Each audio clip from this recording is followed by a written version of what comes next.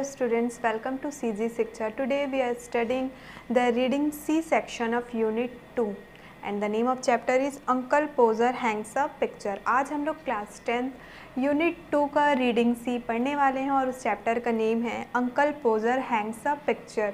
Means Uncle Podger ने एक तस्वीर टांगी. And the name of the author is Jerome K Jerome. इस चैप्टर को जेरोम के जेरोम ने लिखा है और ये जो चैप्टर है वो आपका ह्यूमर सेक्शन का चैप्टर है. सो फर्स्टली पहले मैं आपको इस चैप्टर का ओवरव्यू एक दे दूं कि इस चैप्टर में एक फैमिली रहती है. अंकल पोजर रहते हैं, उनकी वाइफ रहती है और उनके 2 बच्चे रहते हैं. साथ ही साथ इसमें एक मेड सर्वेंट रहती है. तो स्टूडेंट ये बहुत ही ह्यूमरस सा एक स्टोरी है और ये पूरा स्टोरी बेस्ड है एक पिक्चर पे. ठीक है, कि वो पिक्चर को कैसे हंग करते हैं, कैसे उस पिक्चर को टांगते हैं और उस पिक्चर को टांगने पर ही ये पूरा स्टोरी बेस्ड है. बहुत ह्यूमरस है, बहुत ज़्यादा आपको मज़ा आने वाला है. So let's be start our chapter. A new picture would have come and be standing in the dining room, waiting to be put up, and Aunt Poser would ask what was to be done with it, and Uncle Poser would say. अब जैसे कि मैंने पहले ही बताया आप लोगों को कि ये पूरा चैप्टर हमारे एक पेंटिंग पर ही बेस्ड है कि उस पेंटिंग उस फ्रेम को दीवार पे टांगा जाता है. तो हमारा स्टोरी स्टार्ट होता है यहाँ से. बताया जा रहा है कि एक नया पिक्चर आता है और टंगने के लिए, ठीक है, दीवार पे हंग होने के लिए वो उनके घर के डाइनिंग रूम में वेट करते रहता है. डाइनिंग रूम कौन सा होता है हमारा, जहाँ पे हम लोग भोजन करते हैं. और आंट पोजर जो रहती है, ठीक है, मतलब अंकल पोजर की जो वाइफ रहती है आंट पोजर, वो पूछती है कि अब इसके साथ क्या करना है, जो वहाँ पे पिक्चर आया अब उसके साथ क्या करना है. तो अंकल पोजर रिप्लाई करते हैं, बोलते हैं, oh you leave that to me, don't you any of you worry yourselves about that, I will do all that. तो बोलते हैं अंकल पोजर कि तुम सब इसको मेरे ऊपर छोड़ दो, इसको लेकर के तुम सबको खुद को परेशान करने की, वॉरी करने की कोई भी ज़रूरत नहीं है, मैं इसको खुद से कर लूँगा. And then he would take off his coat and begin. और उसके बाद वो अपना कोट क्या करते हैं, उतारते हैं और फिर बिगिन मीन्स चालू करते हैं. He would send the made out for 6 penny worth of nails. फिर उसके बाद वो वहाँ की जो मेड रहती है, ठीक है, मतलब वहाँ पे जो काम करती है, उनको वो 6 penny वर्थ कील लेने के लिए, 6 penny का कील लेने के लिए भेज देते हैं. And then one of the boys after her to tell her what size to gate.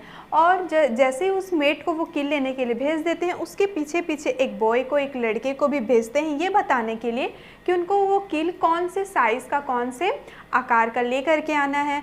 तो यहाँ पे हमको ये पता चलता है कि वो अंकल पोजर कितने ज़्यादा हड़बड़ी में थे कि उनको पूरा बात बताए भी नहीं वो उनको भेज देते हैं.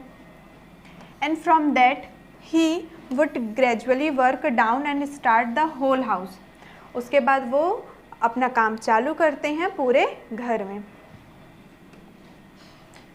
Now you go and get me my hammer will he would shout, and you bring me the rule Tom, and I shall want the step ladder. आगे वो बोलते हैं कि अब तुम जाओ और मेरे लिए हैमर लेकर के आओ, मतलब हथौड़ा लेकर के आओ. और ऐसा बोलकर वो चिल्लाने लगते हैं, शाउट करते हैं. उसके बाद वो टॉम से कहते हैं कि तुम मेरे लिए क्या लेकर के आओ, रूल लेकर के आओ. रूल क्या होता है, एक इंस्ट्रूमेंट होता है जिससे क्या करते हैं हम, मापने का काम करते हैं, मेज़रमेंट का वर्क जिसके थ्रू करते हैं हम, वो इंस्ट्रूमेंट आपका होता है रूल. तो वो टॉम को क्या करते हैं, रूल लेने के लिए भेजते हैं, ठीक है. और उसके बाद वो बताते हैं कि मुझे स्टेप लैडर, मतलब मुझे सीढ़ी की भी ज़रूरत है. And I had better have a kitchen chair too. और मेरे उनको और क्या चीज़ की ज़रूरत होती है, तो किचन चेयर की, ठीक है, किचन की जो कुर्सी होती है उसमें भी वो काम करना चाहते हैं.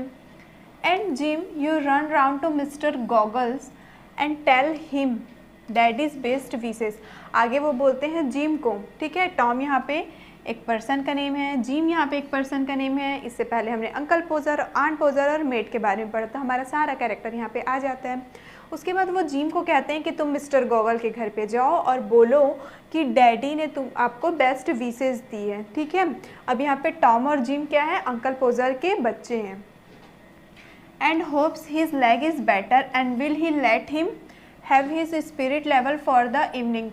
और जैसे ही मैंने पहले ही बताया आप लोगों को कि वो क्या करते हैं, जिम को मिस्टर गॉगल के घर में भेजते हैं और बोलते हैं कि कहना कि डैडी ने आपको बेस्ट विशेस दी हैं, शुभकामनाएं दी हैं, और उनसे बोलना पूछना कि क्या उनका पैर अब बेहतर है, और उसके बाद तुम उनका स्पिरिट लेवल क्या करना, शाम तक के लिए उधार ले आना।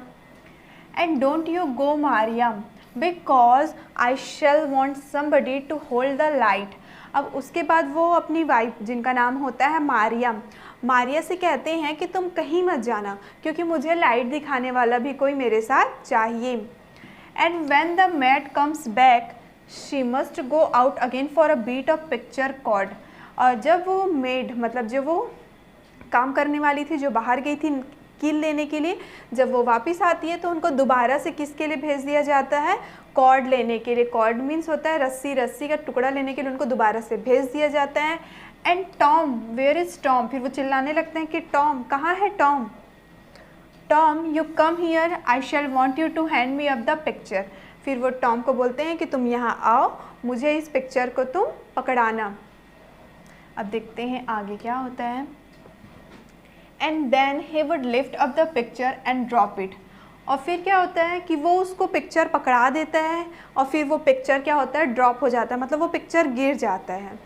And it would come out of the frame, और जैसे ही वो पिक्चर गिर जाता है तो वो उसके फ्रेम से बाहर आ जाता है।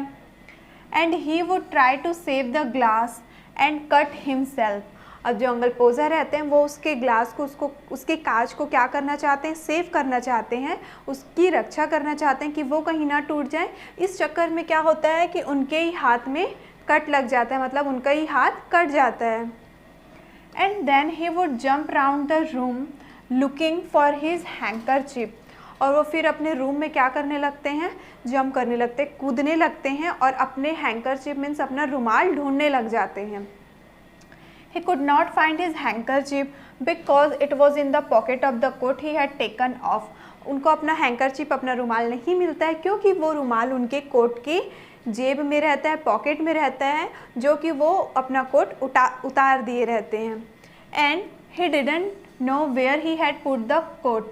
And all the house had to stop looking for all the other things he had asked for and start looking for his coat. जैसे कि हम पहले ही रीड किए, और जो उनका कोट रहता है वो जो कोट उतारे रहते हैं उनको नहीं पता रहता है कि एक्चुअल में वो कोट उन्होंने कहाँ रखा है। तो घर में जितने भी लोग जो भी काम करते रहते हैं वो काम छोड़ करके वो क्या करते हैं, उनका कोट ढूंढने में लग जाते हैं। While he would dance round and get in their way. अब देखो यहाँ पे अब सबसे ह्यूमरस चीज़ आ गई कि जैसे बाकी उनके घर के जितने भी मेंबर्स हैं वो कोट ढूंढ रहे थे, तो वो अंकल पोज़र क्या करते हैं, वो वहाँ पे नाचने लग जाते हैं, डांस करने लग जाते हैं और उन सब के काम में वो बाधा डालने लगते हैं। पहली बात तो उन्होंने कोट अपना खुद उतार के खुद घुमाया है, फिर अपने घर वालों को कोट ढूंढने के लिए कहते हैं। जैसे उनके घर वाले अपना काम छोड़ के कोट ढूंढने लगते हैं तो वो क्या करते हैं, डांस कर करके मतलब इधर उधर नाचते हुए उनके काम में रुकावट डालते हैं। तो ये सबसे ह्यूमरस पार्ट है इस स्टोरी का। आगे देखते हैं हम। Doesn't anybody in the whole house know where my coat is. आगे अंकल पोज़र बताती हैं कि घर में एक भी इंसान ऐसा नहीं था जिनको ये पता हो कि उनका कोट कहाँ गया। I never came across such people in whole my life, upon my word I didn't. उसके बाद वो बोलते हैं कि मैंने अपनी ज़िंदगी में ऐसे लोगों से, अपने घर वालों से ही कह रहे हैं कि मैं अपनी ज़िंदगी में ऐसे लोगों से मेरा पाला कभी पड़ा ही नहीं है। 6 of you and you can't find a code that I put down not 5 minutes ago. Well of all the okay, फिर वो बोलते हैं 6 of you, तुम 6 के 6, ठीक है, तुम लोग मिलकर भी मेरा एक कोट नहीं ढूंढ पाए जिसको मैंने 5 मिनट पहले ही यहाँ पे रखा था। फिर वो well of all the करके वहाँ से आगे बढ़ते हैं। Then he had get up and find that he had been sitting on it and would call out. अब फिर जैसे ही वो क्या करते हैं, गेट अप होते हैं, खड़े होते हैं, तो वो देखते हैं कि उन्होंने ही क्या किया था, उस कोट में वो बैठ गए थे और उनको वो कोट अब मिल जाता है। Oh you can give it up, I have found it myself now. अब वो बोलते हैं अरे ये सब छोड़ो, मैंने अपना कोट खुद ही से ढूंढ लिया है। I might just as well ask the cat to find anything as expect you people to find it. आगे वो एक कैट से, एक बिल्ली से कंपेयर करते हुए कहते हैं कि मैं अगर एक बिल्ली को भी क्या बोलता, ढूंढने के लिए बोलता तो वो ढूंढ लेती, लेकिन तुम लोग एक कोट नहीं ढूंढ पाए करके वो ब्लेम करने लग जाते हैं अपनी फैमिली वालों पे। And when he half an hour had been spent in tying something round his finger and a new glass had been got and the step ladder and the chair and the light had been brought, he would try again. अब क्या होता है, and when half an hour had been spent, जब आधे घंटे गुजर जाते हैं कुछ चीज़ को राउंड टाइंग करते हुए, मतलब कुछ चीज़ को राउंड बांधते हुए उनके फिंगर में, उनका फिंगर कट गया था तो उनके फिंगर में कुछ चीज़ को टाई करते हुए बांधते हुए जब आधा घंटा गुजर जाता है तब तक उनको एक नया ग्लास मिल जाता है, क्योंकि हमको पता ही है कि जो वो पिक्चर का फ्रेम है वो नीचे गिर गया था तो उसमें का फ्रेम क्या हो गया था, बाहर आ गया था ग्लास। तो वो उनको तब तक एक नया ग्लास मिल जाता है, एक स्टेप लेडर मतलब एक सीढ़ी मिल जाती है, एक चेयर मिल जाता है और एक लाइट भी उनको मिल जाता है। वो उसके बाद वो फिर से ट्राई करते हैं, दोबारा से फिर कोशिश करते हैं एक बार। The whole family including the maid and the 4 women standing round in a semi circle, ठीक है। अब उनका जो पूरा परिवार रहता है, पूरी फैमिली, साथ ही साथ जो मेड रहती है, जो वहाँ पे काम वाली रहती है, उसके अलावा और भी जो 4 वुमेन मीन्स भी क्या होते हैं, मजदूर ही होते हैं। तो 4 वुमेन, वो जो काम वाली थी उनको छोड़ के और जितने भी वहाँ दासी लोग थे उन लोग सब क्या करते हैं, एक सेमी सर्कल की तरह, ठीक है। ये होता है आपका सेमी सर्कल। एक सेमी सर्कल की तरह सब लोग यहाँ पे स्टैंड हो जाते हैं, अर्धवृत्त बोलते हैं जिनको।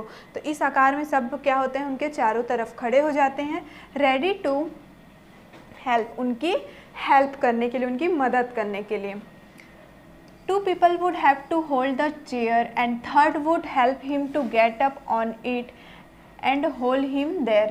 अब उसमें से 2 लोग क्या करते हैं, उस चेयर को पकड़े रहते हैं, जो तीसरा इंसान रहता है वो क्या करता है, उनको गेट अप, ठीक है, खड़े होने में वहाँ पे मदद करता है।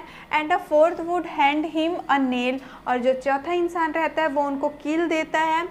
And a 5th would give him the hammer, 5वां इंसान उनको हथौड़ा देता है। And he would take the nail in his hand and drop it. उसके बाद क्या होता है, देखिए 5 लोग, ठीक है, 1 2 3 4 5 तक मेंशन है। उसके बाद वो क्या करते हैं, नेल को लेते हैं, मतलब कील को लेते हैं, जैसे वो कील को लेते हैं उसको फिर से वो ड्रॉप कर देते हैं, मतलब कील को भी फिर से वो गिरा देते हैं। There he would say in an angry voice, no now the nails gone. उसके बाद बोलते हैं वहाँ, फिर वो गुस्से से, एकदम गुस्से वाले आवाज़ में बोलते हैं कि अब कील भी क्या हुआ, ये जो कील है, नेल है, वो भी अब खो गया, वो भी अब चला गया। And we would all have to go down on our knees and look for it. अब बाकी जितने भी लोग थे वहाँ पे वो क्या हुए, सारे के सारे अपने नीज पे, अपने घुटने के बल बैठ गए और उन लोग क्या करने लगे, उस कील को ज़मीन पर ढूंढने लगे। While he would stand on the chair and want to know if he was to be kept there all the evening. अब वो आगे क्या होता है कि वो चेयर पे ही खड़े रहते हैं, ठीक है, कुर्सी पे ही खड़े रहते हैं और वो जानना चाहते हैं कि क्या मुझे इस चेयर पे, इस कुर्सी पे पूरे शाम तक खड़े रहना पड़ेगा।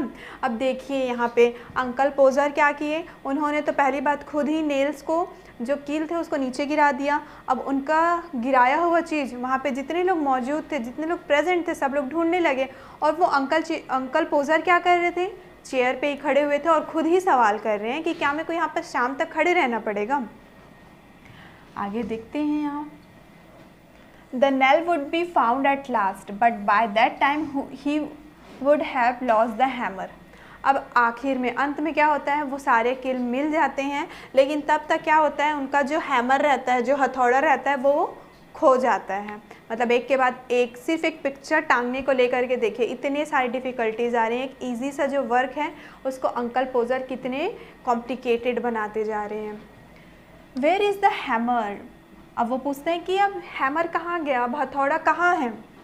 What did I do with the hammer, 7 of you standing all round me and you don't know what I did with the hammer। अब वो खुद से कहते हैं कि मैंने हथौड़े के साथ क्या किया, 7 लोग, आप लोग यहाँ पे मेरे चारों ओर खड़े हो और आप लोगों को नहीं पता कि मैंने हथौड़े के साथ क्या किया।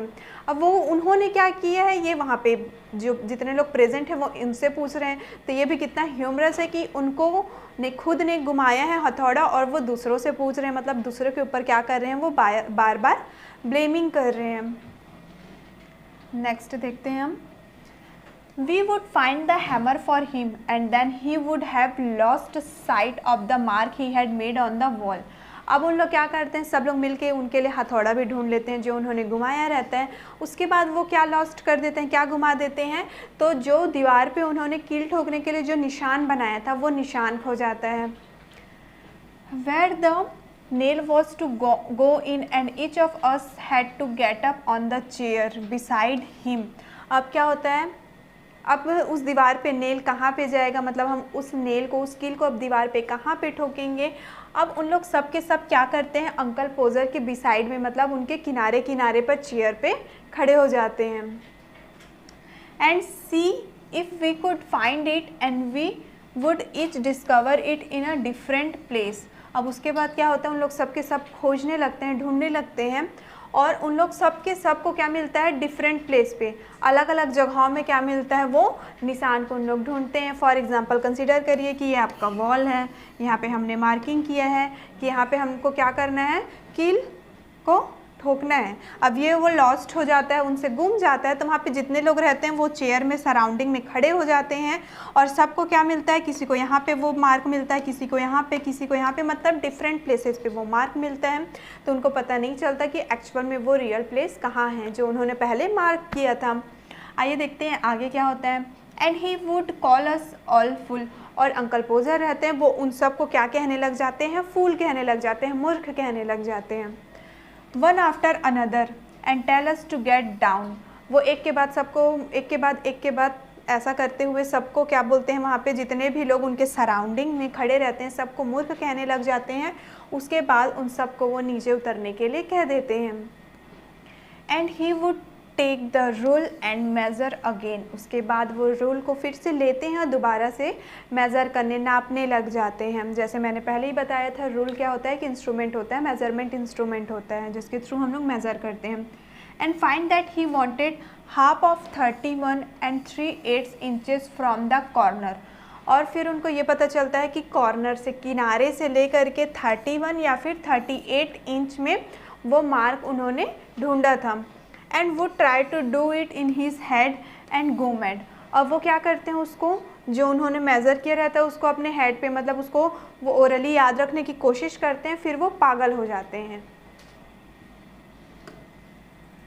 And we would all try to do it in our heads and all get different result, और बाकी जितने भी लोग वहाँ पे रहते हैं उन लोग भी क्या करते हैं, उसको याद रखने की कोशिश करते हैं और सबको अलग अलग रिजल्ट मिलता है, मतलब सबको वहाँ पे अलग अलग परिणाम मिलता है। And in the noise that was being made by everybody the original number would be forgotten, ठीक है। अब वहाँ पे सब लोग का जो वॉइस था, मतलब सब लोग चिल्ला रहे थे, अब हम लोग डिस्कशन करते हैं, आप लोग कुछ भी, तो क्या होता है वहाँ पे कोई अलग अपना ओपिनियन देता है, कोई अलग अपना ओपिनियन देता है, उससे क्या होता है हमारा जो वॉइस रहता है धीरे धीरे करके वो इंक्रीज़ हो जाता है। तो सेम चीज़ यहाँ पे होता है, जब उन लोग अपना भूल जाते हैं, मतलब याद रखने की कोशिश करते हैं, लेकिन सबका जो रिज़ल्ट रहता है, ठीक है, वो सबका अलग अलग रहता है, तो उन सब के आवाज़ में इतना ज़्यादा नॉइज़ होने लगता है कि जो ओरिजिनल नंबर रहता है, मतलब जो उसका ओरिजिनल मार्क रहता है कि हमको इस प्लेस में या फिर इतने इंच के डिफरेंस में क्या करना है, कील को लगाना है, वो मार्क को सब फॉरगॉट हो जाते हैं, मतलब सब के सब उस मार्क को भूल जाते हैं। And uncle Podger would have to measure it again, अब फिर से अंकल पोजर को क्या करना पड़ता है, उसको दोबारा से फिर से उसको मेज़र करना पड़ता है, नापना पड़ता है। He would use a bit of string this time, और इस बार वो किसका यूज़ करते हैं, एक रस्सी के टुकड़े का यूज़ करते हैं।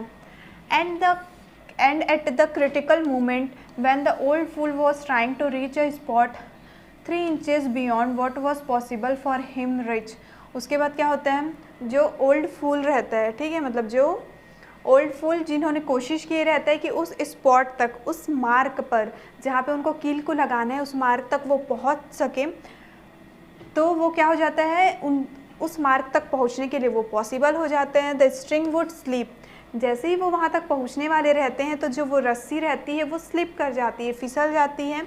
And down he would fall on to the piano, a really musical effect being produced when his head and body suddenly struck all the notes at the same time। अब क्या होता है, जैसे ही कि वो पॉसिबल मोमेंट पे, मतलब अब वो एग्जैक्ट उसी मार्ग तक पहुंचने वाले रहते हैं जहां पे उनको कील को लगाना रहता है, तो वो जो रस्सी का टुकड़ा रहता है वो फिसल जाता है और उसके फिसलने की वजह से अंकल पोज़र क्या होते हैं, पियानो के ऊपर खुद ही गिर जाते हैं। ठीक है, जैसे वो गिरते हैं तो एक बहुत ही मधुर सा आवाज़ आता है उस पियानो से, क्योंकि उनका जो हेड रहता है और उनका जो बॉडी रहता है, उनका जो शरीर रहता है और उनका जो सर रहता है, वो अचानक से उस पियानो के ऊपर गिरता है और उनके गिरने की वजह से उसके पियानो के जितने भी नोट्स रहते हैं वो एक ही टाइम पे क्या हो जाते हैं, प्रेस हो जाते हैं, दब जाते हैं, जिसके वजह से उस पियानो से बहुत ही स्वीट सा आवाज़, स्वीट सॉन्ग निकलने लगता है। And Aunt Maria would say that she would not allow the children to stand round and hear such language। ठीक है, जैसे वो पियानो के ऊपर गिरते हैं तो यहाँ पे ये भी बताया जा रहा है कि जो अंकल पोज़र हैं वो कुछ अनयूजेबल वर्ड्स, ठीक है, जो कि ऐसा शब्द का इस्तेमाल करते हैं जो कि शोभा नहीं देते रहता है। तो जो आंट मारिया रहती है, मतलब अंकल पोज़र की जो वाइफ रहती है, वो ये कहती है कि इस तरीके का लैंग्वेज, इस तरीके का भाषा सुनने का वो अपने बच्चों को इजाज़त नहीं देती, जिसके वजह से उन लोग यहाँ पे स्टैंड नहीं रहेंगे, खड़े रहेंगे नहीं। At last, Uncle Poser would find the spot again and put the point of the nail on it with his left hand and take the hammer in his right hand। उसके बाद क्या होता है, अंत में अंकल पोज़र फाइनली उस spot को, मतलब उस जगह को ढूंढ लेते हैं और उस कील को ठोकने के लिए वो क्या करते हैं, अब अपने लेफ़्ट हैंड में तो वो लेते हैं, उस कील को लेफ़्ट हैंड में पकड़ते हैं और अपने राइट हैंड में वो हैमर मीन्स हथौड़ा को पकड़ते हैं। And at the first attempt he would strike his thumb. और पहली बार जब वो कोशिश करते हैं उस कील को लगाने के लिए, ठीक है, तो वो क्या करते हैं, उस हथौड़े से अपने ही थंब में, मतलब अपने ही अंगूठे में क्या कर लेते हैं, वो स्ट्राइक कर लेते हैं, लगा लेते हैं। And drop the hammer with a loud cry on somebody's toes. और किसी और के टोज़ में, मतलब किसी और के पैर की उंगलियों में क्या करते हैं, वो अपना हैमर को, अपना हथौड़ा को नीचे गिरा देते हैं, तब उनके किसी और के रोने की आवाज़ आती है। Aunt Maria would say quietly that next time Uncle Poser was going to hammer a nail into the wall, she hoped he had let her know in time so that she could make arrangement to go and spend a week with her mother while it was being done। अब देखिए कि इतना मेहनत करने के बाद अब तक उनका जो पेंटिंग था, जो पिक्चर था, वो वॉल पे नहीं टंगा। तो एट लास्ट, सबसे लास्ट में जो आंट मारिया रहती है वो बहुत ही क्वाइटली, ठीक है, बहुत ही शांति से ये कहती है कि अगली बार जब अंकल पोज़र क्या करेंगे, उस हैमर को, हथौड़े को लेंगे और वो कील को लेंगे, क्या करने के लिए, उस वॉल में पिक्चर को हैंग करने के लिए, टांगने के लिए। तो वो ये कहती है कि मैं टाइम रहते, ठीक है, समय रहते उनको ये बता दूंगी कि जब वो ये काम करने वाले रहेंगे उस टाइम पे वो क्या करेंगे, 1 वीक के लिए, ठीक है, 1 वीक के लिए अपनी मम्मी के घर में चले जाएगी जब तक कि उनका ये काम डन पूरा नहीं हो जाएगा। तो टाइम रहते अंकल पोज़र को वो बताना चाहती थी ताकि वो जाने का कुछ अरेंजमेंट कर सके और वो अपना 1 वीक अपनी मदर के घर में स्पेंड कर सके। An extract from 3 man in a boat by Jerome K Jerome. जैसे कि हमने स्टार्टिंग में पढ़ा था कि इस चैप्टर के ऑथर हैं हमारे जेरोम के जेरोम, और ये जो चैप्टर हमने पढ़ा है वो एक book, N extract from 3 man in a boat, ये जेरोम के जेरोम का एक बुक है और उसी बुक का ये एग्जाम्पल है। तो इसी के साथ हमारे ये चैप्टर का एक्सप्लेनेशन कंप्लीट होता है। स्टूडेंट्स, हमने देखा कि ये बहुत ह्यूमरस सा चैप्टर था, एक सिंपल सा जो वर्क था कि सिंपली एक पिक्चर को वॉल पे हैंग करना था, और उसी वर्क को अंकल पोज़र ने कितना ज़्यादा इसमें कॉम्प्लिकेटेड बना दिया। कई बार उन्होंने चीज़ें खो दी, दोबारा मिलने के बाद भी उन्होंने वो काम बिल्कुल भी नहीं कर पाए, और एट लास्ट हमने ये भी देखा कि वो जो उनका पिक्चर था वो वॉल पे हैंग ही नहीं हो पाया, और आंट मारिया को बिल्कुल भी होप नहीं था कि इस बार वो अंकल पोज़र पिक्चर को हैंग कर पाएंगे। इसलिए जो आंट मारिया थी वो क्या सोचती थी कि नेक्स्ट टाइम जब वो इस पिक्चर को हैंग करेंगे तब तक वो यहाँ से चले जाएगी। तो आइए देखते हैं अब हम इस चैप्टर के कुछ क्वेश्चंस आंसर। उससे पहले देख लेते हैं हम जेरोम के बारे में हमको कुछ डिस्क्रिप्शन दिया गया है, उसको हम रीड कर लेते हैं। About the author, Jerome K Jerome was an English writer. Jerome K Jerome जो थे वो इंग्लिश राइटर थे। He wrote many humorous story, उन्होंने बहुत ही हास्यजनक कहानियाँ लिखी हैं। Jerome lived his early life with immense difficulty, Jerome ने अपनी पहली ज़िंदगी, ठीक है, मतलब अपनी ज़िंदगी का जो पहला हिस्सा था वो बहुत ही ज़्यादा मुश्किलों से गुजारा।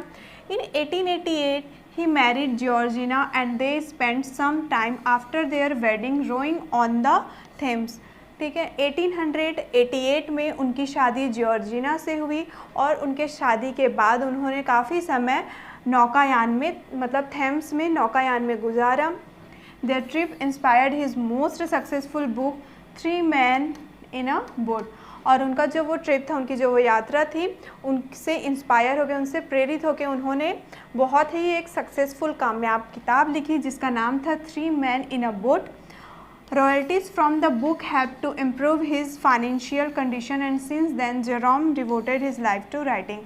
और इस बुक से उनको जितने भी रॉयल्टीज़, मतलब उनको जितने भी बेनिफिट मिले वो उनके फाइनेंशियल, उनके आर्थिक स्थिति में काफ़ी सुधार लेकर के आए और जेरोम ने ये डिसाइड किया कि वो अपनी सारी ज़िंदगी राइटिंग में ही गुजार देंगे।